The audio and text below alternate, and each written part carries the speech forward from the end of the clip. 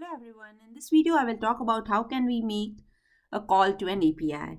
So let's go to VS Code. Okay, so the very first thing which we need is we need to import the required module, and that is requests.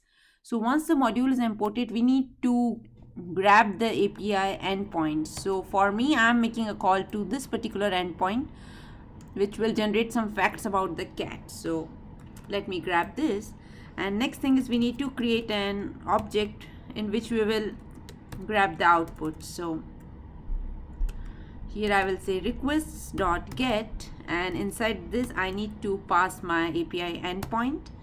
Next thing is how we can get, or what all responses we are properties we are interested in. So first thing you may be interested in is in the status code, so whether it is successful or not, so it will return you the required HTTP status code.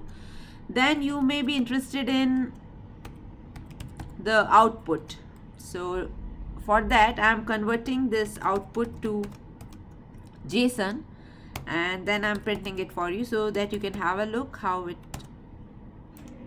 gives you. So let me run it, and here you can see that response is status code is 200, and this is the response which we received from the API.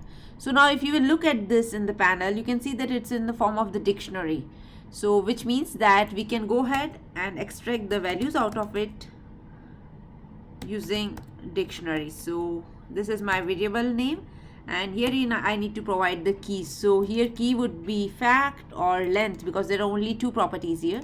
So I will go ahead with fact, and then I will get this printed. So let's go ahead and see. So you can see that 200 again is the response, which is all good, and this is the value of the fact. So in this manner you can make a call to an API and extract the response out of it. So whatever values you are interested in, you can just extract it in the way how we go with dictionaries. So I hope you enjoyed this small video and keep watching. Thank you.